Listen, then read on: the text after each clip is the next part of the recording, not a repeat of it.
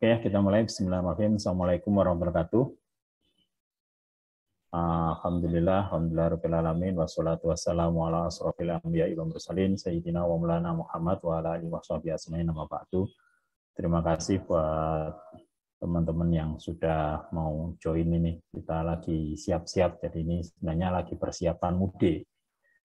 Nah, persiapan mudik, rencananya mau bawa teropong, tapi sekalian persiapan saya zoom-kan untuk ngecek-ngecek sambil diskusi, karena seperti tadi saya informasikan, beberapa tempat itu pemakaian teropongnya seringkali ada kendala, gitu ya. Entah kendala settingnya, entah kendala pemasangannya, ya kayak gitulah. Nah, kita ingin sharing di situ. Kalau ada masalah, mungkin kita bisa diskusikan. Di samping saya juga mau tunjukkan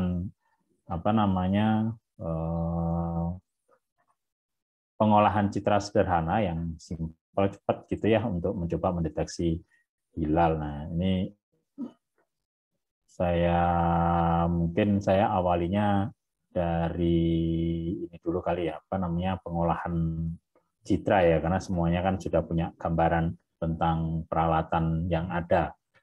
Jadi kalau kita mau ruqyat hilal, coba dicek di Astronomy Tool gitu ya. Astronomy Tool ini bisa dicek. Kelihatan nggak yang saya share ini? Saya udah share belum nih? Jadi pastikan kombinasi teleskop sama eyepiece ataupun kalkulatornya itu ataupun kameranya itu sesuai gitu ya. Jadi ini cara sederhana saja. Kita tinggal misalkan mau ngitungnya FOV gitu ya, field of view-nya, ya kita masukkan di sini objeknya pasti bulan ya. Objeknya bulan, terus teleskopnya panjang fokusnya berapa. Kalau misalkan ada tipenya, ya kita bisa cari tipenya di sini gitu ya. Misalkan Takahashi, misalkan ya 85 EDX gitu, langsung otomatis parameter focal length sama aperture-nya muncul, gitu kan. Terus eyepiece, misalkan eyepiece atau kalkulator. Kalau misalkan eyepiece atau kamera, nah ini di sini tergantung dari modenya, kita mau pakai imaging atau visual. Nah, kalau misalkan kita pakai eyepiece yang dipakai artinya pengamatan ruqyat hilalnya kan mata telanjang tuh. Jadi misalkan eyepiece-nya kita mau pakai Takahashi, ada ini Takahashi juga. Nah, Takahashi 12 mili misalkan ya. 12 mili, terus kita lihat di sini at view-nya seperti apa. Oke, jadi ini field of view-nya itu yang merah, jadi bisa untuk hilal ya. Jadi kita bisa untuk hilal, artinya jangan sampai kita kombinasi teleskop sama eyepiece-nya nggak sesuai. Jadi kalau misalkan di sini pakai 4 mili misalkan yang dipasang, nah itu nanti areanya cuma sebesar ini nggak mungkin untuk ruqyat hilal gitu ya. Jadi yang mungkin masih menggunakan eyepiece atau pengamatan mata dengan berbasis mata, itu perlu diperhatikan teleskop dan eyepiece-nya. Nah, tapi kalau kita mau menggunakan kamera, maka kita beralih ke imaging mode gitu ya. Nah, kameranya apa nih? Kan gitu. Ini kameranya juga harus betul sesuai. Kalau misalkan sudah ada, misalkan saya pakainya Kihaye misalkan ya. Kihaye misalkan Kihaye 174 misalkan ya. 78 misalkan. 8. Oke. Di sini Kihaye 78, terus saya tambahkan add view gitu ya. Nah, maka area kotak ini adalah area kamera. Jadi kita bisa lihat ukuran bulan yang cukup besar ya. Jadi kita sudah punya gambaran ukuran kamera nanti di kamera itu besarnya seperti apa. Nah, itu mungkin perlu dipahami, jangan sampai kombinasi kamera dengan teleskop ataupun teleskop dengan eyepiece itu nggak sesuai untuk pengamatan hilal. Oke ya, baik, itu terkait ini. Terus kedua, ada beberapa software yang mungkin cukup membantu untuk ruqyat hilal. Ini bisa pakai ShapeCap ya. Jadi ShapeCap ini untuk akuisisi, tapi dia nggak bisa reduksi, tapi Tapi ada keuntungannya juga, nanti saya apa namanya tunjukkan nanti. Terus kalau pengolahan citra ya pakai Siril ini saya tunjukkan caranya saja. Jadi sebentar saya running softwarenya. Kalau sedang pakai komputer, download aja softwarenya. Jadi nanti bisa coba-coba bareng. Silakan di download ya. Ini saya Siril. Oke. Terus ini ada Shapecap. Jadi ini kalau yang di Shapecap ini, balik ke Shapecap ya. Ini ada beberapa hal yang mungkin perlu dilakukan ketika kita melakukan pengambilan data.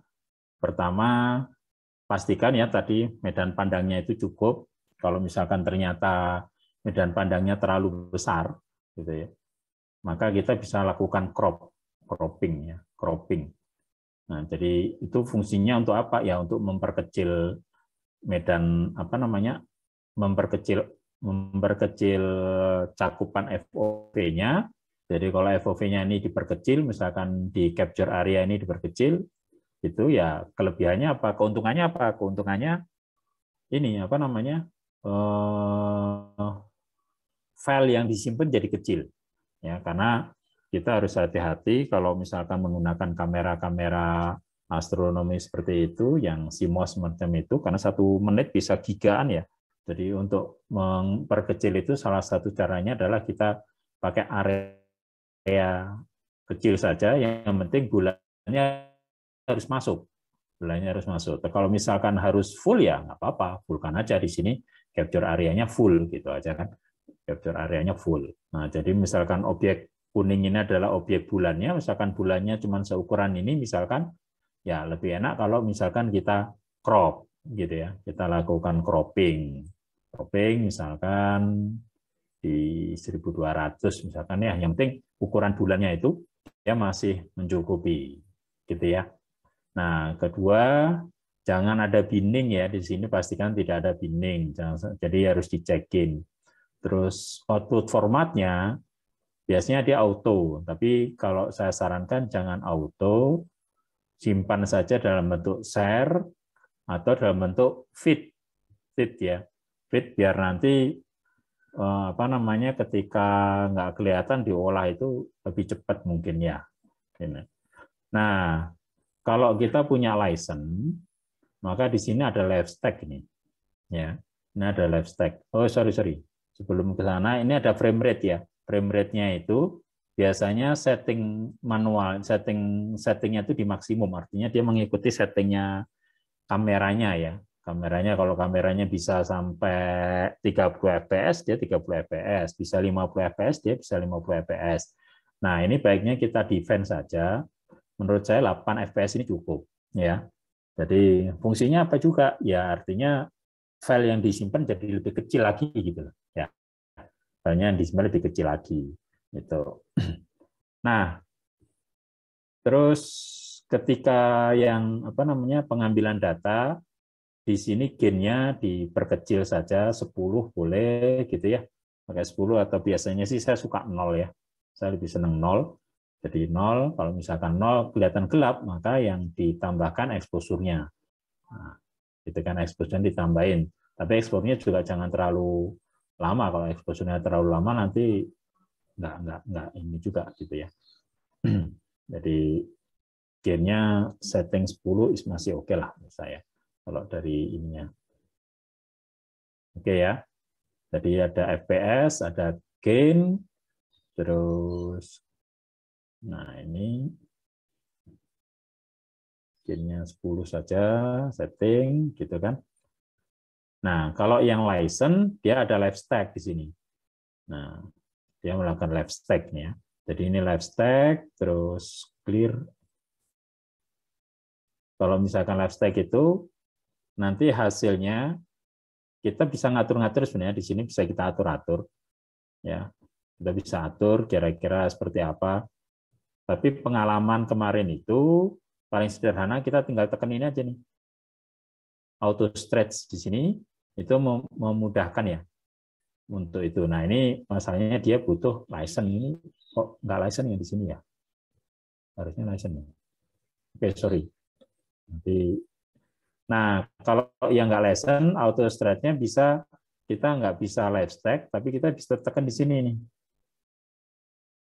Oh nggak bisa juga ya, ternyata dia harus license. Aduh, ada license. Sorry maaf, ini yang pas dipasang yang nggak ada license-nya nih.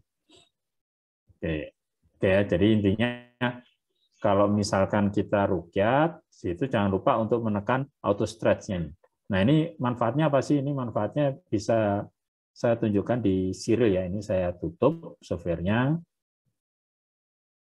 Saya akan munculkan yang Cyril. Mana Cyril itu di mana nih? Oke, berarti share-nya ganti pakai yang Cyril. Oke ya. Oke, kelihatan ya sekarang ya. Jadi ini adalah Cyril, ini software untuk ngolah citranya. Cuman saya ingin tunjukkan di sini itu perubahan dengan auto stretch itu seperti apa. Jadi ini saya masukkan satu file yang kemarin saya peroleh yang diperoleh dari Semarang ya. Kemarin waktu rukyat hari kedua, Mas Andi udah pulang ya kemarin ya, hari kedua ya. Oke, saya carikan dulu. Dia ada di picture, saya ingat saya. Oke, ini filenya. Oke ya, ini saya masukkan satu file. Nah ini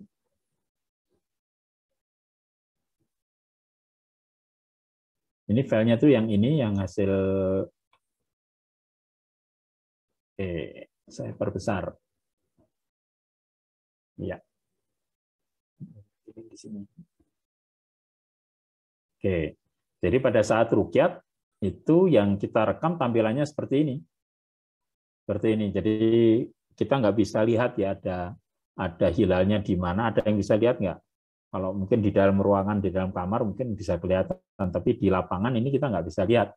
Saya sekarang juga nggak terlalu melihat ya. Nah, di sini itu yang histogram tadi, itu kita bisa setting di sini pakai auto stretch ya. Auto stretch, nah seperti itu kan. Kalau RGB ini dia di format R, kalau ini RGB keseluruhannya seperti ini, mulai kelihatan kan? Ada kelihatan nggak yang di sini nih? Kelihatan kan? Ya. Iya. Jadi ini kelihatan di sini ya, grafiknya karena pakai model auto stretch ini tadi. Nah, auto stretch itu bisa di software yang apa namanya? ShapeCap tadi ya, diaktifin aja biar nanti dia bisa setelah foto auto stretch seperti itu. Meskipun kalau bisa kita pilah, kita pecah menjadi RGB-nya ini sebenarnya lebih menguntungkan. Misalkan ini di blue, nggak kelihatan kan? Jadi kayaknya pakai blue ini nggak baik untuk rukyat hilal menjelang sore.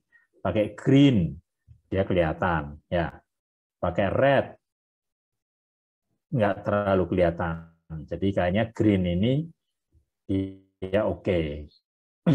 Terus kita bisa juga di sini pakai histogram. Histogramnya ini settingan otomatis dari ini ya. Nah, dia lebih jelas ya. Ya. Apalagi di red. Nah, oh enggak, lebih tajam green ya. Blue tetap nggak kelihatan. Jadi jangan sampai memilih channelnya blue ya. Nanti kalau kameranya RGB, memang lebih menguntungkan kalau kita pakai monokrom. Nah, ini seperti ini. Nah, ini silakan di-download.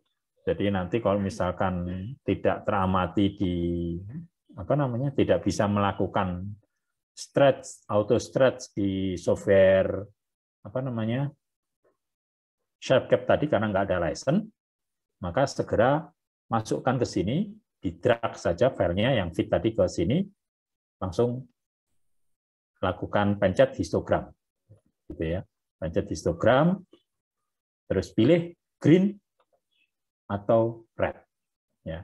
Tapi kalau RGB udah ketemu ya sudah, nggak apa-apa, ini sudah ada, oke. Ya baik, mungkin itu sedikit tentang apa namanya pengamatannya ya. Jadi kita simpel saja pengamatannya, begitu di save-nya langsung dilempar ke softwarenya. Jadi software ini sudah disiapkan, di drag kelihatan, oh kelihatan ya sudah. Karena memang tujuannya hanya sekedar untuk mendeteksi apakah sabit hilal ini ada atau tidak. Oke. Beberapa hal yang perlu dipersiapkan ketika memasang teleskop nih sekarang nih ya. Sekarang terkait sama pemasangan teleskop. Oke, ini saya pindah sekarang. Oke, sekarang tentang pemasangan teleskop ya, ini hal-hal basic yang mungkin seringkali kelewat.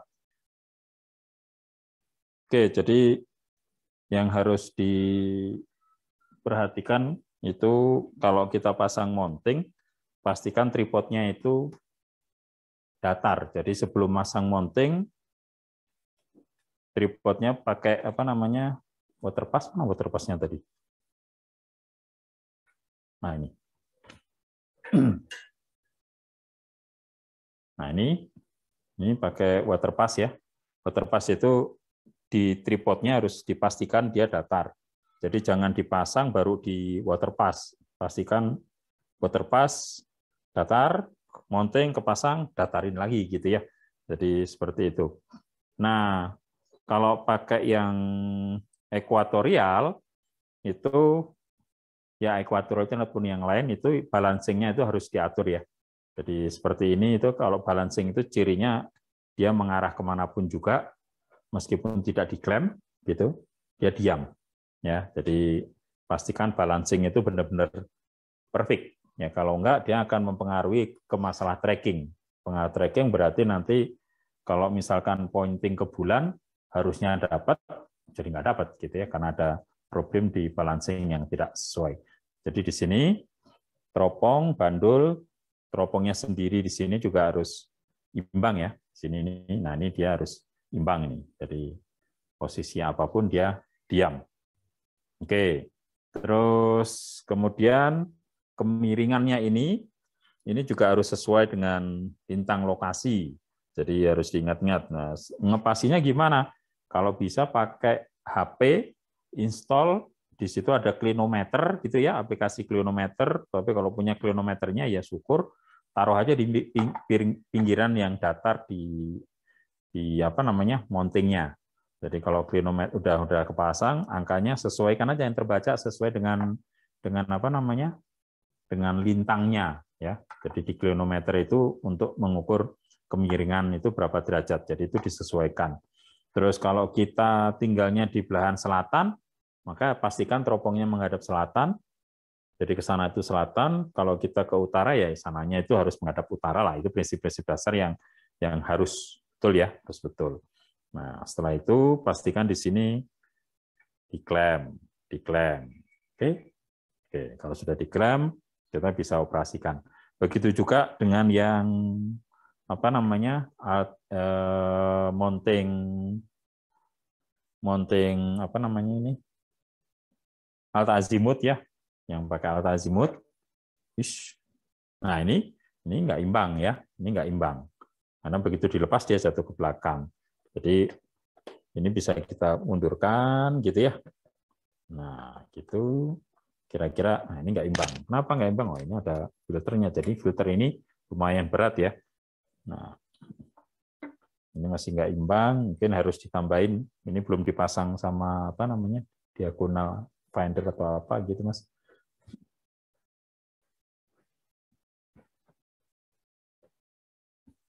Oke, ini saya tambahin ini ya untuk pemberat penyeimbang. Kelihatan nggak?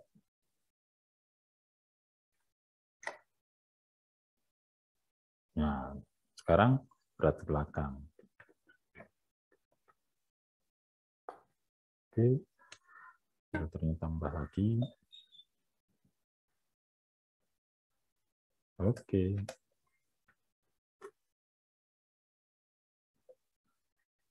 Ya. Jadi pastikan imbang. Lebih baik lagi kalau imbangnya itu adalah di titik fokusnya. Jadi kita sebelum ngamat, pastikan dapat titik fokusnya, diatur keseimbangannya, ulangi lagi prosesnya. Oke ya.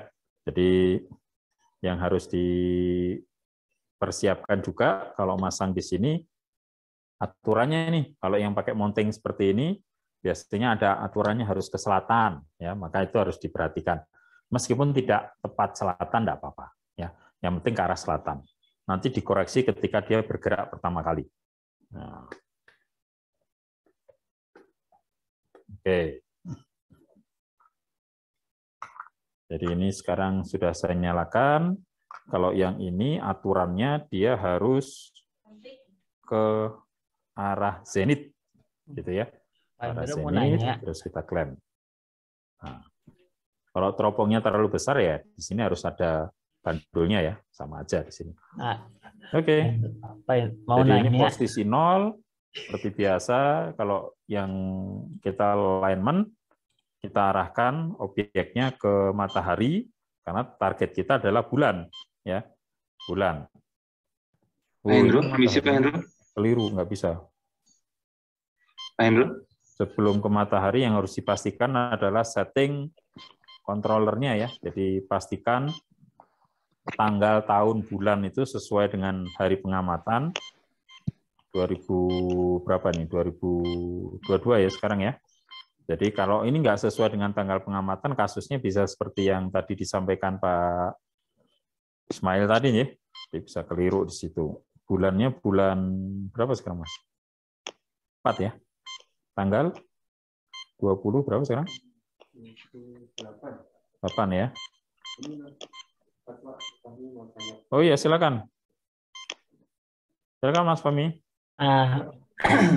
Itu Pak Hendro kan terkait silakan. Cek suara saya terdengar jelas ya? Jelas, kedengaran. Okay. Alhamdulillah. Nah, mountingnya itu yang bukan ekuatorial atau yang kayak tipe cube gini kan Pak yang di Unisba. Nah, nentuin jarak pemberatnya itu bagaimana ya? Kan lumayan panjang tuh. Kan lumayan panjang kalau misalkan si teleskopnya itu kan berat. Jadi kan kemarin itu dipakai pemberat. Nah, itu nentuin jarak panjangnya berapa pemberat itu gimana Pak? Soalnya kan aja Mas. Pemberatnya berapa kilo? Teleskopnya berapa kilo? Kalau mountingnya kalau bandulnya itu beratnya sama, ya maka tempelin dia posisinya, tempelin mepet aja. Mepet ke sisi sininya itu dipepetin gitu. Ya. Kalau misalkan lebih berat pemberatnya, itu kan sekitar 5 kilo ya, jadi dia cukup berat ya Mas. Soalnya kan itu kalau misalkan lebih berat pemberatnya atau lebih berat teleskopnya kan nggak bisa kelihatan kanan kirinya gitu Pak ya. Cara ngeliatnya gimana? Itu kan kita kira-kira aja. Jadi dikira-kira nggak apa-apa berarti ya. Bangin aja. Kalau teropongnya beratnya misalkan 3 kilo, misalkan kasih bandul 5 kilo, paling pepet, posisinya pepetin mepet sama ininya is oke, nggak ada masalah. Karena dia fungsinya hanya sekedar menyeimbangkan kiri kanan aja biar nggak jomplang. Oh, oke. Siap. Kasih. Oke. Oke. Kalau ada yang mau nanya langsung unmute aja. Langsung tanya gitu ya. Oke, baik. Jadi jangan lupa untuk set tanggal, bulan, gitu ya, jam. Nah, sekarang jam hari ini jam berapa sekarang? 9, 10. 9.51. Ini beberapa yang sudah yang tiap kali ngamat harus betulkan setting jamnya itu berarti biasanya baterai di sininya sudah harus diganti ya. Jadi di dalamnya ini ada baterai jam gitu yang mungkin bisa dibuka terus nanti ya diganti. Nah, terus pastikan di situ ada daylight time saving-nya, itu pastikan N gitu karena beberapa itu seringkali terpencet yes. Jadi kalau terpencet Y yang di daylight time saving-nya itu ya pasti akan salah gitu ya. Nah, jadi di handset ini pastikan daylight time-nya 0. Nah, terus juga yang perlu dipastikan lagi adalah kalau laptop komputernya mountingnya sudah dipasang semua, bisa kita tes bareng-bareng, cek bareng-bareng mountingnya. Pastikan setup lokasinya betul dan zona waktunya juga betul. Nah, kalau zona waktunya keliru nih. Nah, jadi kalau misalkan Indonesia bagian barat zona waktunya 7 jam, berarti di sini formatnya itu dalam bentuk menit, jadi 420 menit. Tapi kalau yang zona waktu Indonesia Barat Tengah berarti harus 480. Timur ya berarti tambah lagi gitu ya. Jadi itu yang harus disesuaikan. Oke, ini udah sesuai, udah oke gitu ya. Nah, sekarang saya coba gerakkan ke matahari. Oke, matahari. Oke, pastinya selalu ada warning ya. Dan jangan lupa kalau mau ngamat ke matahari, pastikan filter mataharinya sudah dipasang ini. Karena kalau filter mataharinya tidak dipasang, ya bisa ngerusak aja. Oke ya. Jadi kalau dia bergeraknya betul, maka dia akan bergerak ke arah matahari. Nah, tadi saya sebut, saya infokan kalau apa namanya, selatannya kira-kira ya, kira-kira. Nggak apa-apa, gitu ya. Kira-kira itu dengan kompas lah ya. Nah, dan pastikan di apa namanya, water levelnya di sini ya, tripodnya level, dia juga harusnya level. Kalau enggak, level tripod pasang, pastikan di bubble levelnya dia di tengah. Nah, mounting ini gitu, misalkan sudah di tengah di satu posisi, ketika dia pindah, dia nggak di tengah lagi. Nah, kalau gitu kasusnya gimana? Dari matahari ke bulan, tengahin lagi. Jadi diatur lagi tripodnya, nggak apa-apa itu ya. Jadi tengahin itu nggak masalah. Oke, ketika ini sudah ke arah matahari tapi tidak pas, maka yang harus dilakukan paling sederhana adalah kita kendorin di sini. Ini kendorin ya. Kendorin, kita kendorin di apa namanya? Tripodnya di sini sehingga kita bisa putar ini. Ya. Ini bisa kita putar nih. Jadi putar aja seret sampai mataharinya masuk gitu. Biasanya trouble-nya ini karena satu posisi apa namanya? Selatannya tidak tepat. Kalau posisi selatannya tidak tepat, ini bisa kita kendorin seperti ini. Tapi ini hanya boleh sekali di awal ya. Setelah itu nggak boleh lagi. Jadi jangan tiap kali nggak cocok ini diputar. Nah, itu nggak boleh. Ya, jadi pastikan sederhana aja, putar sedikit, beres. Gitu ya. Kalau sudah pas gitu, kira-kira matahari sudah ada di tengah, kunci lagi, jangan lupa. Nah, kalau naik turunnya itu bisa gunakan menu sync to target yang ada di handsetnya, synchronize ya, synchronize, yes, terus tinggal kiri kanan gitu ya, naik atau turun, biasanya nggak terlalu jauh sih. Setelah itu ya enter aja udah beres. Ya, seperti itu aja. Itu kalau mountingnya adalah alta azimut. Ya. Kalau ekuator bagaimana? Ekuator yang seperti ini gimana? Terus ini mas. Nah sama kasusnya itu sama. Biasanya kasus utamanya itu di arah apa namanya? Arah kutubnya yang nggak pas. Jadi begitu diarahkan, misalkan ini setting sudah semuanya. Cek dulu ya. Saya cek dulu di sini settingnya. Oh ya kan, ini tahunnya keliru, sorry maaf, tahun 2022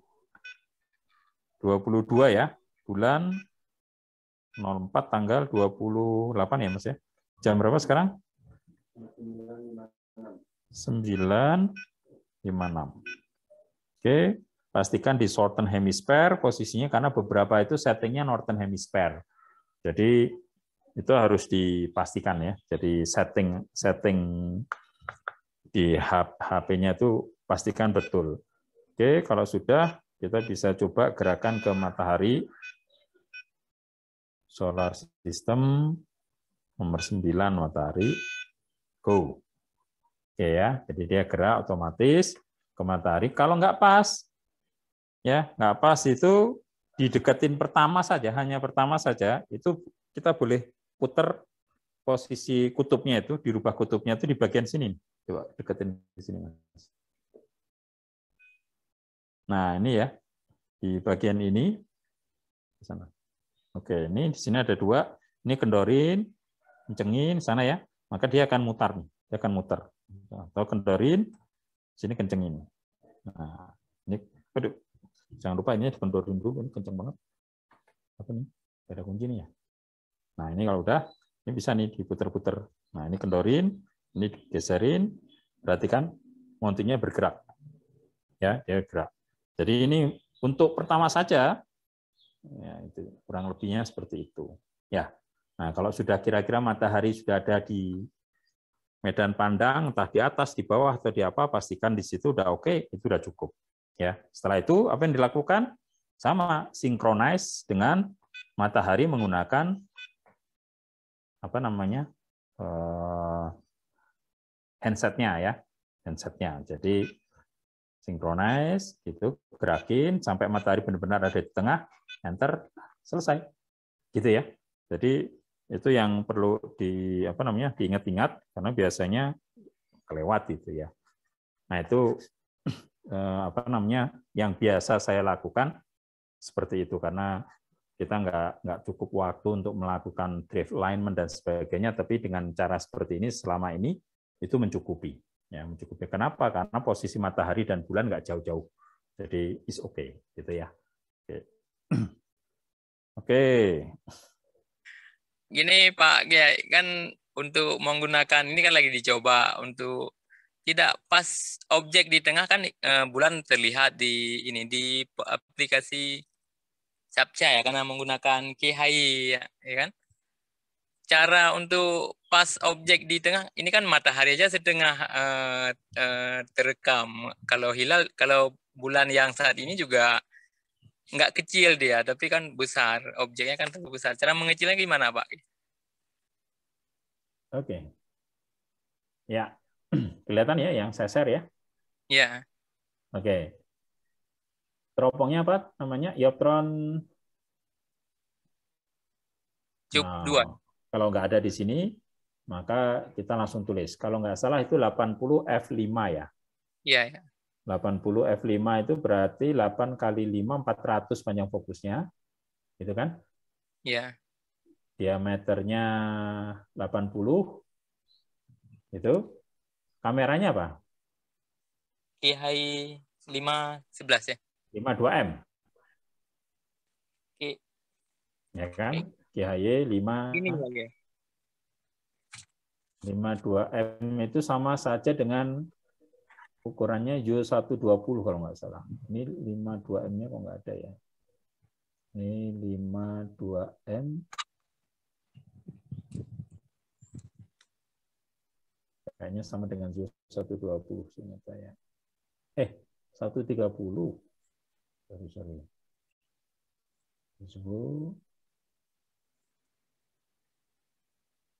Nggak ada ya. Oke, kalau nggak ada, sebentar di sini kita cari KHY 52M. Rasanya cukup kok. Oke, jadi di sini kita bisa informasikan ya ukurannya pikselnya 1280 kali ini ya, ukuran pikselnya. Nah, oke, kita lihat di sini.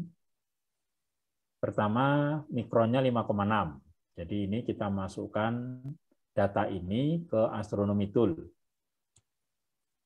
Imaging resolutionnya berapa tadi? 1000. Ini custom aja nih. Custom kamera.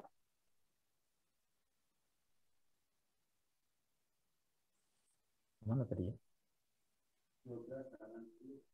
Nah, ini ya. 1280 sama 1024 ya. 1280 sama 1024. Itu kan? Pixel size-nya ukuran berapa tadi? 5, gede kok sama saya ini.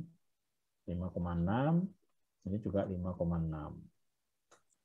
Gitu kan? Nah, ini saya clear-kan dulu. Ini saya delin semua. Del, gitu ya. Oke, terus ini saya add to view. Harusnya cukup, Mas. Bulannya segini harusnya kelihatannya. Tapi penyebabnya gimana Pak ini? Kalau dia nggak kelihatan full, saya bisa lihat ininya nggak, apa namanya, atur di subchat ya. Di apa namanya? Di subcap-nya itu kayak apa coba? Tampilannya kayak apa? Ya, sebentar Pak.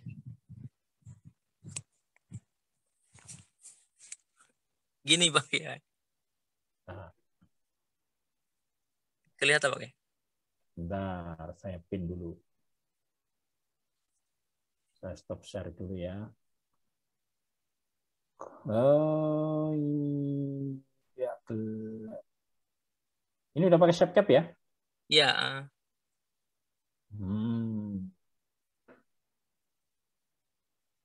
Nggak kelihatan ya. Ini sekarang mengarah kemana? Ke bulan nih Pak. Ke bulan ya? Nah, bulannya kelihatan? Bulannya kelihatan separuh nih Pak. Setengah ini. Separuh. Oh mungkin nggak fokus ini. Coba arahin ke matahari dulu deh. Saya mau lihat ke arah matahari kayak apa bentuknya. Pesan coba ke matahari bentar. Pakai filter dulu ya. Filternya dipasang dulu. Ya, Pak. Oke. Ada ininya nggak? Ada TeamViewer atau AnyDesk nggak di komputernya itu? Kemarin pernah ya kita sempat tuh kemarin. Kalau ada bisa kita aksesnya dari sini. Iya. Oh, langitnya bagus semoga cerah nih besok dapat hilang tuh. Kalau hari ini cerah Pak ya dalam 2 hari ini. Oh ya, untuk pengamatan di luar yang seperti ini portable, baiknya bawa payung. Oh iya. Ya. Jadi bawa payung biar bisa payungan. Karena kalau enggak silau kita. Terlalu terang cahaya mataharinya. Ini ke matahari udah? Iya, pinggir dia Pak.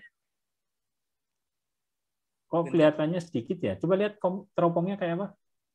Saya pengen lihat teropongnya. Iya.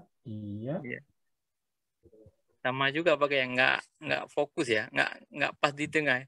Langsung coba. Ya, udah dipasang? Sudah. Nah, coba tampilannya itu saya silau itu nggak bisa lihat tampilan laptopnya. nggak kelihatan nih Pak ya. Kan paling kiri dia. Cuma nanti diinstal ada ini nggak AnyDesk. Jadi tolong diinstal AnyDesk. Ya. Di mana ya? Sebenarnya kita pernah kemarin Pak ya. AnyDesk. Nah, itu kita pernah TeamViewer atau apa gitu ya, saya lupa. Kalau ada AnyDesk nanti kita akses dari sini biar kelihatan settingnya. Boleh. Ya, jadi tolong diinstal dulu aja AnyDesk-nya. Nanti kita bisa lihat solvingnya seperti apa. Silakan Mas Farid, mau nanya apa Mas Farid? Itu Pak, apakah aplikasi subscribe bisa dipakai untuk DSLR atau ada aplikasi lain Pak untuk kontrol kamera DSLR itu sebentar. Saya rasanya punya license Canon Backyard deh. Nanti kalau misalkan itu bisa dipakai Mas. Ini nih dari Oteleskop ini. Oke. Nanti saya saya carikan, semoga license-nya masih ada, nanti bisa dipakai, Mas. Oh, ini sekarang free ya? Nah, ini Mas pakai ini, Mas. Coba, Mas. Ya. Iya, Pak. Iya. Terus, Pak.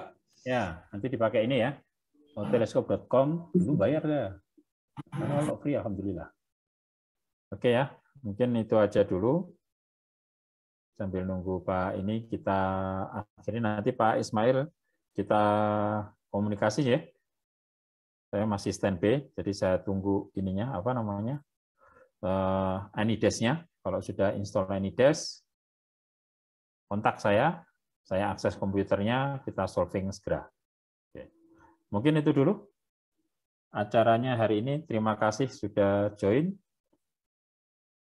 Kita akhiri, semoga ada manfaatnya buat kita. Assalamualaikum warahmatullahi wabarakatuh.